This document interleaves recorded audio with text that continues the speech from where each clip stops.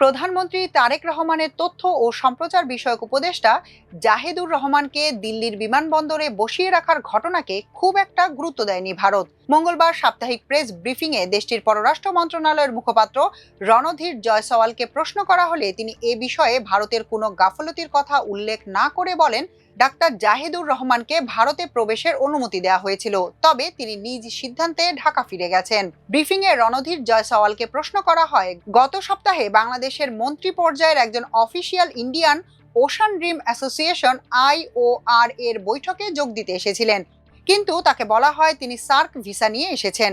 একজন মন্ত্রী পর্যায়ের বিদেশি প্রতিনিধি ভিসা নিয়ে ডিপ্লোম্যাটিক পাসপোর্ট ছাড়া কি আসতে পারেন না?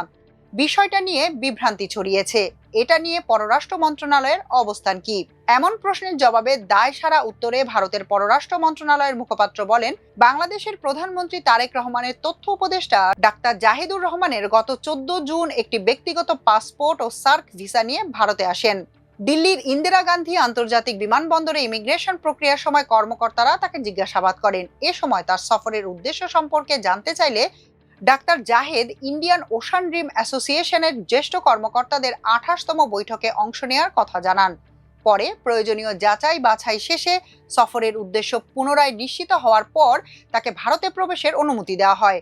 তবে অনুমতি পাওয়ার পরও ডাক্তার জাহেদ সম্মেলনে অংশ না নিয়ে বাংলাদেশে ফিরে যাওয়ার সিদ্ধান্ত নেন বলে জানান রণধীর জয়সওয়াল।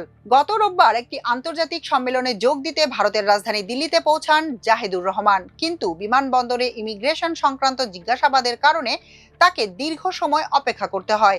বিষয়টি নিয়ে ব্যাপক আলোচনা সমালোচনা শুরু হয়। পরে বাংলাদেশ হাইকমিশন সহ সংশ্লিষ্ট বিভিন্ন পক্ষের উদ্যোগে শেষ পর্যন্ত তাকে দিল্লিতে প্রবেশের অনুমতি দেওয়া হয়।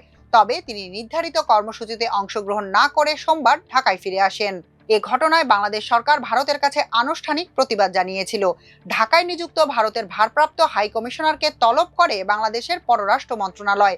এ সময় তার হাতে একটি আনুষ্ঠানিক প্রতিবাদপত্র তুলে দেওয়া হয়। এদিকে একই সঙ্গে গাইবান্ধা জেলার পলাশবাড়িতে একটি মন্দির কমপ্লেক্সের অংশে রামের 81 ফুট উঁচু একটি মূর্তি নির্মাণকে কেন্দ্র করে যে বিতর্ক ছড়িয়েছে সেই প্রসঙ্গেও মন্তব্য করেন জয়সওয়াল।